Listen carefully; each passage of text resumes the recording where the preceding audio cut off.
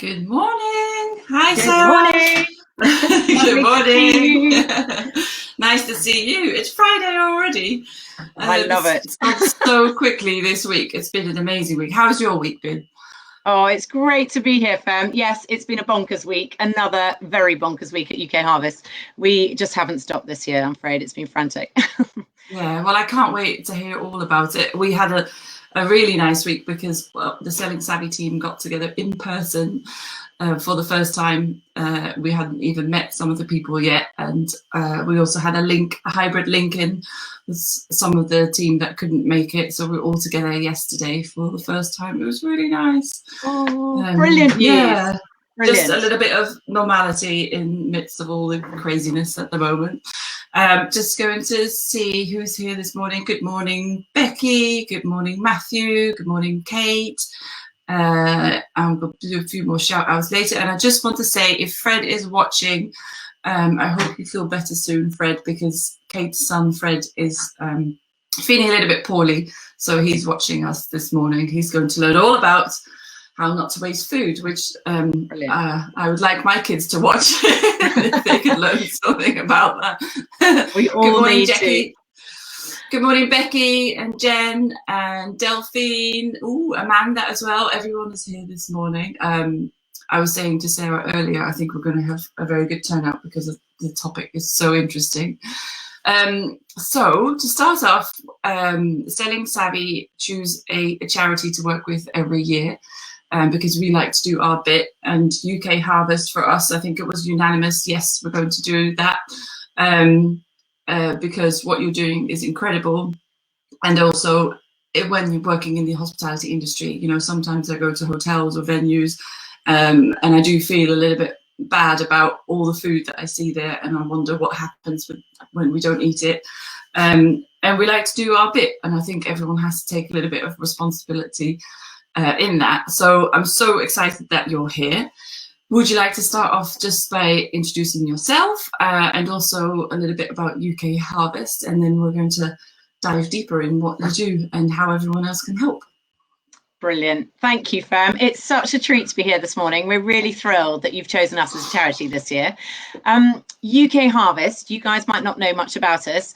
Essentially, we're an environmental charity. We care massively about not letting anything go to waste, and particularly not letting it go to landfill. You guys will certainly know how much work goes into producing food. That might be growing food, the power, the energy that goes with it. So to let any edible food go into landfill is just criminal, really. And all of that has a massive impact, obviously, on the greenhouse gases. So we do very much see ourselves as an environmental charity, and our main operation is as a food rescue charity. So we pick up food right across the supply chain, particularly on the hospitality industry, and we redistribute it. Our operation area is very much along the south coast, but as far as Bristol, right across to Kent and into London. And all of that edible food that's so nutritious is redistributed to those who really need it. We'll talk a bit later about who does receive it currently. That gives you, in a nugget, what we do. Okay, that's great. I'm already excited because that sounds amazing. So we know a little bit about what you do, and where does all of this food come from, and what kind of? I'm really interested to hear, like, what kind of food do you get? And I know from talking, I know Delphine worked in a charity shop recently, and she said when people donate items, sometimes it's not exactly what you need. So how do you make sure it's the right food and not things that you know, you can't then give to other people? Yeah. Sorry, 3 questions in one, I think. No, that's brilliant, Fem. They're all valid. You're absolutely right. I think there is a misconception with food waste that you're just talking about a manky old potato and all we're doing is collecting a few bits like that. Honestly, I think all of you would be blown away when you see the actual quality of amazing fresh food that is out there. Where we're based down on the south coast in Sussex, in Chichester, we're actually surrounded by growers and producers. I mean, there's the biggest pepper farms around the corner. We've got salads and greens. We've got all the berries. The summer berries are just starting to come out. Amazing amounts of potatoes. So we work with all of those growers in our area who all produce for the big supermarkets. And with all these things, we'll take their outgrade, outsized produce. So sometimes it's too big, too small for supermarkets. We'll take any wonky carrots. We'll take all of that. And the sadness with a lot of it is if they are producing for food, for supermarkets, the whole supply chain, as you know, has been horrendous this last year. They need to overproduce to ensure that order's met. And sometimes there'll be a cancelled order. And so there's an excess in that. So we collect super fresh food from literally locally. I was running a pantry yesterday and we had an amazing amount of strawberries. I mean, unbelievably fresh strawberries that are probably fresher than the supermarket. So I think, number one, an amazing amount of fresh fruit and vegetables. We also work with a lot of wholesalers that you guys maybe would know, right across the supply chain. Every Monday we drive to Innocent in Bristol. We collect all of their sort of short shelf life smoothies. The whole supermarket operation will only have them up to a certain date. So if things aren't selling maybe quite as quickly, we will often take those short shelf life ones. We work more locally. We work with lots of supermarkets. So we'll pick up, whether it's on the donation buckets at the front or with the back of house team, we'll pick up all of those, might be damaged goods. We get a lot of like Bish, I don't know, cereal packets that have just happened in transit. I mean, all perfectly brilliant food, but has just, for whatever reason, isn't quite supermarket shelf perfect. It's crazy, isn't it? How we, well, it's just insane when you talk about wonky carrots and things like that, that we've got to a stage where a carrot has to be straight for us to eat it. Like, when did that happen? That's crazy. It's nuts. Yeah, I think we've all become so far removed from the reality of actually growing that carrot. And I'll say later about all the things we can do, but absolutely, number one, we can all embrace wonky food. It tastes delicious. It's just a bit wonky. It's like all of us. None of us are perfect. So we really do work with so many different factors. And as I said to you, while hospitality was closed earlier this year, we obviously were fortunate enough to receive a lot of that food, but insane amounts of perishable food. And that's where the timescale's so tight. We have to react so quickly. And every day we were getting calls of, can we have 24 pallets of melons, please? We've got this much, broccoli. We got, it was insane. But we really care about being that link from the food to the people who really need it. Yeah. So you also you told me a story earlier this week about P&O, and I thought that was really interesting. Because I think we just don't think about. I mean, I know for example, I had to cancel an event due to COVID, and it was very last minute, and I was so worried about the food that must have already been ordered and what the venue would do with it. Actually, in this occasion, it was at a restaurant, and I think the weather was good, so I think they probably will have sold it. So I was okay with that. But tell us the story about P&O. So, I mean, honestly, Carnival Cruises have been such an amazing supporter of ours this last year. We can't thank them enough. But we did get the call from them because we're near to Southampton, their main base, back in that first lockdown in March 2020, when, of course, sadly, all of those cruises got cancelled. And you can imagine the boats cater for up to 3,000-4,000 people. So they were rammed full of lovely, fresh, incredible food, ready to go. And we hate saying no. So we said, yeah, of course, we'll offload it. We'll do it. And it started with all their fresh fruit and vegetables, which are fine. A lemon's a lemon. We can all hand that on. But we've gradually, over this last year, been working through literally their larders with all their dried goods. So we've had 25 kilo bags of breadcrumbs, of noodles, of rice, pasta, everything, amazing dried goods. But we've had to then get a team of volunteers together to repackage those goods down into much smaller, more retail sized quantities that we can send out. And did I tell you about the latest challenge? We've had amazing, beautiful fish and meat from them, but we've currently got, I think it's turbot, but it's wider than the screen. It's literally sort of 80 meter wide. Sides of fish that we now need to cook down and make up into maybe fish pies or fish cakes, but something much easier to then turn out and ensure we can redistribute quickly. So some of those, and with your hotels, any cancelled event, we are absolutely arms open, ready to receive goods and food from you guys. And then we should mention quickly, so you're based down in the south, but you said you have a network all across the UK now. That's right. So I think this last year has been such a key year, obviously, in so many ways, but it's really highlighted the need to all work together as a sort of team right across the country. So whilst we can cover very much the South Coast area, we've created this network called the Excess Network, which I know you'll kindly put the link on Fem later. The plan is we're the lead agency. So if you go on the UKHarvest website and click donate food, you can come through to us and say, our event's been cancelled, this has happened. And if we can't collect it within our area, we can easily put you in contact with someone in Nottingham, say, or whatever other part of the country. It's just really trying to make sure that there's a sort of partnership deal right across the country, and we all care about saving it. So wherever you're based as a venue, as an event, please just click on that link, and we'd be more than glad to connect you up and make sure that it doesn't get wasted. That's great, thank you. So then once you have the food, where does it go? Who does it go to? And who because it sounds like a lot. Yes. Are there that many people out there who need that? Sadly, yes. I mean, as a charity, we've really grown, and this last year, obviously, we've almost tripled overnight. It's been mad. We're lucky enough now to have a very generous sponsor who pays for our warehousing space. So we have a fantastic warehouse with walk-in freezers, walk-in fridges, plenty of dry space, and now a fleet of sort of 7 refrigerated vans who collect this food. And we redistribute right across the south to, at one stage, we were dealing with about 300 charities a week. We're now about 120 a week. But it's very much homeless refuges. There's a lot of homeless refuges, a lot of women, domestic abuse shelters. It's a lovely way of supporting them. A lot of community fridges and food banks. And certainly during COVID, there's been a phenomenal amount of extra projects that have set up very much, to target some of these vulnerable areas.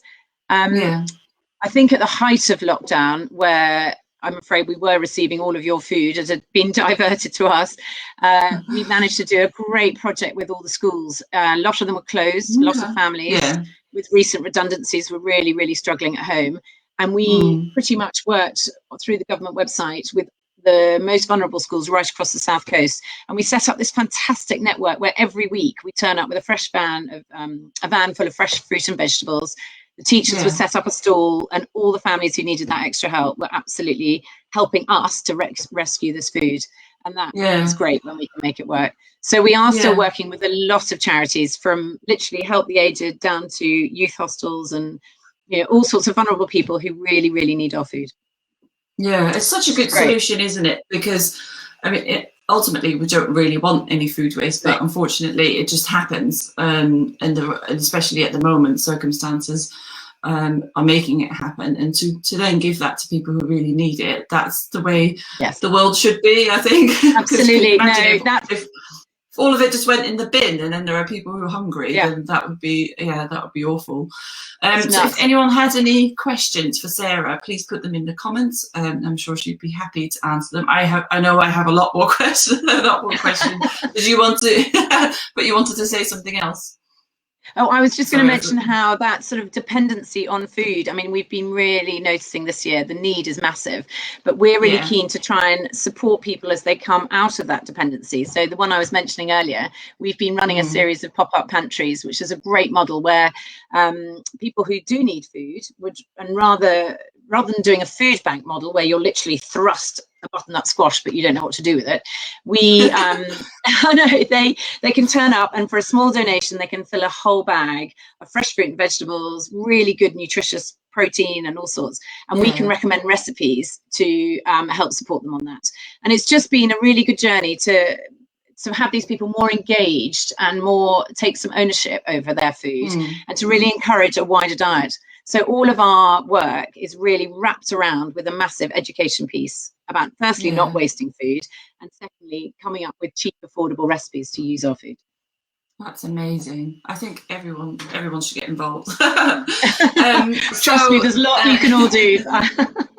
Okay, so let's talk a little bit about what we can do. So I know that obviously you use the food for a really good cause, but there are things that we can do at home, for example, to stop food waste. And I'm particularly interested in this because I just feel so bad all the time when I'm throwing food away. I really, really don't like it. So what are your kind of top tips for us at home? Thank you. Well, I'm glad you feel guilty. I think that's the first thing, is to almost stop and think about what you're doing. The crazy thing is, even though we collect a lot of food, 70% of all food waste actually happens at home. And I think, we see this sort of environmental nightmare ahead of us. This is something we can genuinely tackle ourselves, and we can all do our bit for it. we think there's almost about £60 a month that most families can save if they just cut down on the food that they're wasting. Yeah, number one, I believe it. plan your meals. Plan those meals. It's boring, but I now sit down on a Sunday night with a glass of wine, whatever, and just plan that week so that you know what you're going to cook when. You can then shop accordingly. I think that's the number one thing. We tend to go to the supermarket hungry. We don't think it through. There's always something left over at the end of the week. We really need to plan those meals. And our top tip is always take a shelfie. Take a picture of your fridge, take a picture of the cupboard. Ooh. You always forget what's in there and you end up double buying and then go, oh, I've got another pack of this already. So just little tips like that. Use your freezer. Love that freezer. Even if something's about to go out of date, bung it in the freezer. You can use it later. Just prolong that shelf life. I think there's a massive knowledge gap on this whole best before. Everyone assumes best before is like, oh my God, we better ditch it. That is purely, it's a manufacturing thing about quality. It is best if you eat it before then, but it's totally fine to eat after. What about use by date? Stick to those. Absolutely. Use by is for safety. No. If it says use, there's a reason it's for use. But best before, you can go way beyond a best before by using your nous. Smell it, sniff it, taste it. Please do not be ditching anything on a best before date. Okay. Excellent. So I'm just going to read out some comments. Oh, sorry. There's lots of yeah, really. So Jen says, what a great charity. Yes, it really is. Caroline says, recipes are a great idea, as some of us may not know what to do with some foods. That's true. I used to order some of those vegetable boxes and they come with vegetable. I was like, what is that? And what do I do with it? So I don't do that anymore. And I do plan my meals, and my husband will go into the kitchen and see what we have in the cupboard and then I plan it. And it's one of the things I hate most in the world, but I do it. And I've started making smoothies with fruit that doesn't look so great because I'm not good with a brown banana, but I'll have it in a smoothie. So I've been making smoothies for the family. Brilliant. Kate says shelfie. I love it. And Nat was also wanted to know about what we can do at home. She throws so much away. It's criminal. You have to stop that, Nat. And welcome to our first Savvy Says. Yes, inventive. Absolutely. Go on our website. There's plenty of recipes. There's actually been a great program I'm going to plug now with Prue Leith and Dr. Rupi. They're on, I'm now forgetting the name of the program. It's on Channel 4, and they're really looking at how you can cook a certain amount of food at the beginning of the week and then rework it. So that I'm glad to see that message about not wasting food is getting out in the wider public now, which is great. Yeah, that's amazing. Caroline says easy to get seduced by 2 for deals, two for deals at the end, and end up with more than you need. So yes, that's where we need the freezer. 2 for 1 deals. That's what she meant. Thank you, Caroline. I totally read that out wrong. And everyone freeze it every time. So I think the challenge should be for everyone who's been on Savvy Says this morning to take a shelfie and post it on social media and talk about food waste after this. Yes, that's a deal. My last tip, I promise, is ditch that peeler. Honestly, everyone peels everything. Just scrub it. Just give it a good scrub clean. They're amazing. Things like sweet potatoes, roasted, they taste so much better with the skins on, and there's so much nutrition in that. So I think literally ditch your peeler, take a shelfie, off you go. Love those wonky veg. There's lots of easy tips you can easily just crack on at home. So would you peel a potato? Sorry. I don't. No? I've got 3 teenage boys. I get through an insane amount of food. They have mashed potato with the peel on. Absolutely fine. It's just got a nice nutty flavour. Just clean it.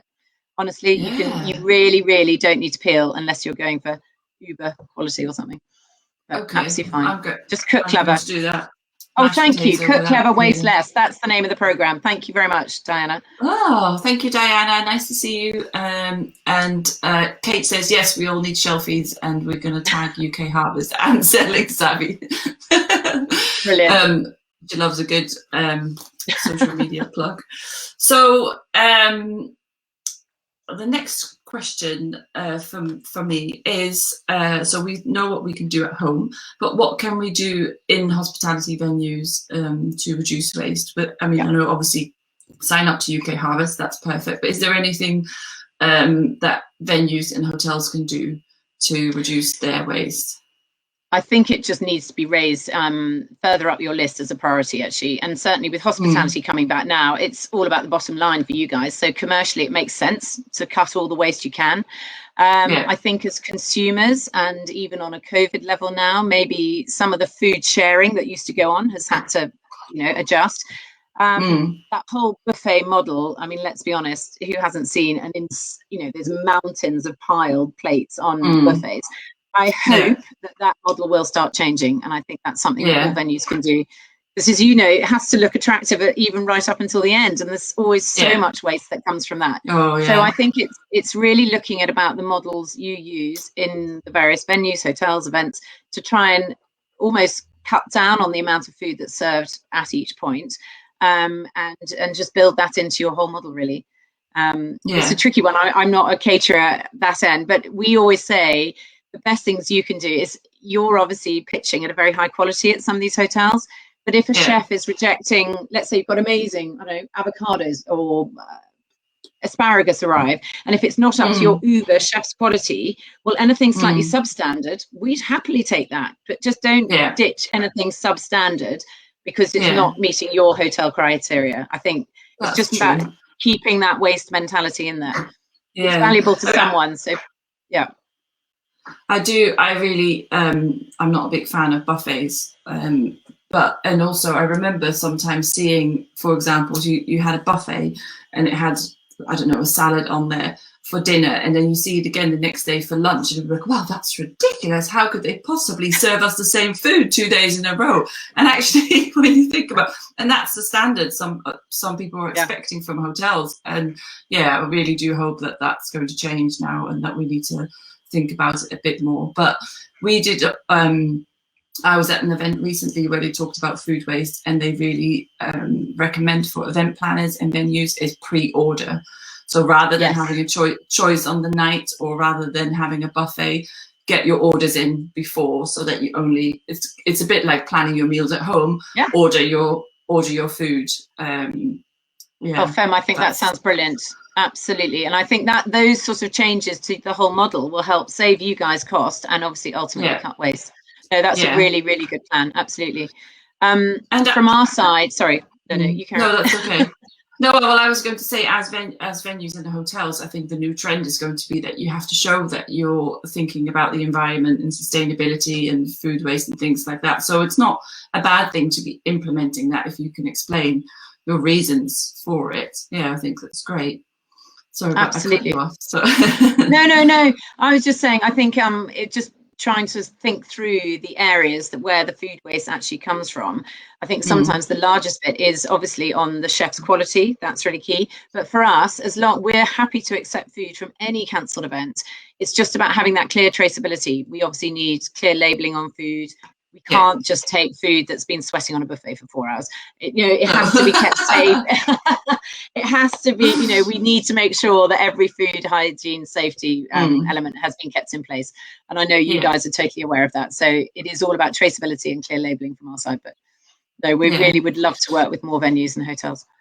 Okay, well, we're going to shout about it. So Selling Savvy says, I think that maybe Jeanette is under the Selling Savvy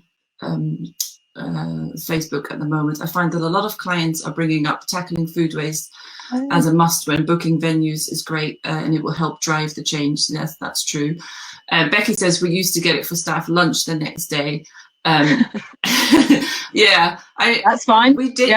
We didn't actually. When I worked in hotels, quite a lot of the time, the food that we had in the canteen was actually completely different. I remember stale kind of bacon for lunch and things like that. But we didn't get all the food, and especially not from events. I know that because I used to work in operations of some events, and then you see the food coming past and like, that looks like a really nice cake, but we never got any of it. So I don't know what happened to it or what that's like now, because I haven't worked in a hotel for a long time. But that would have been nice to have that for lunch. Delphine says, yes, clients want to see that you are doing your bit. And she also has a question for you, and that is, how is UKHarvest funded? Absolutely. I mentioned earlier the generosity of one of our main founders. There's a company called the Goodman Group, We are actually modelled on a sort of sister charity, UKHarvest, in Australia, and Goodman fund UKHarvest. And very kindly, when we set up in the UK in 2017, they've been our main backer. So they very much helped towards the property side, which has been huge. We now, this last year, we've been lucky enough to receive quite a lot of COVID winter funding from the government. We've got some amazing funding that's come through on the National Lottery, through West Sussex County Council. I mean, we do apply for a lot of grant funding out there. And I must say, what is great is that food waste has definitely gone up the agenda in terms of priority. And I think this last year, you know, whether it's free school meals and there shouldn't be hunger at this stage in the UK when food is available. So the bit that, as we said, that makes our hearts sing is linking up everyone. So we do have someone permanently trying to access all the grants we can, but we are a very small, very tightly run charity. So yes, we're always looking for funders, for sponsors. And I think this is where trying to work in partnership with hotels, venues, and actually some other food brands has been great, partly to raise awareness. And then lots of brands now are almost building into their DNA this need to be sustainable. They want to support us. They want to be seen to be supporting, you know, key causes. And so I'm really keen to approach as many as we can and partnership on that level. So we've been getting the message out as much as we can, but yes, we're happy to grow and increase that. Great. So just before, because we only have a few minutes left, I do think it's important. I told you it would go really quickly. You mentioned earlier that at the moment supply is not as big as it was in the previous year, and you are looking to get some more supply. So it's really important that our venues and hotels and hospitality businesses sign up. So do you want to explain a little bit more about what's happening and the trends and things like that? Yes, thank you. Yes, obviously I'm thrilled. Hospitality is now reopened, so a lot of that excess food is now back in normal circulation as such, which is great news. It's interesting. So the levels of food have really reduced down.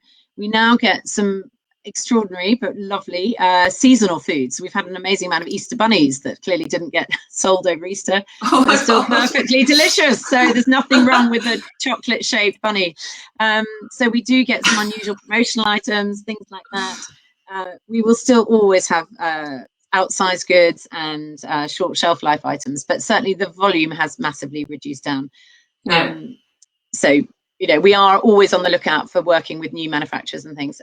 But the great news is that I think everyone is embracing food waste, and that's exactly how we would hope it to be. It's just sadly the need is still very high as we come out of this pandemic. So yes, we're always on the lookout for food. And I think the best thing everyone can do as a venue is either tap into us and we'll put you in touch with local organisations that maybe can support you more directly, or refer you on. You know, always via the UKHarvest website. We're happy to help on that.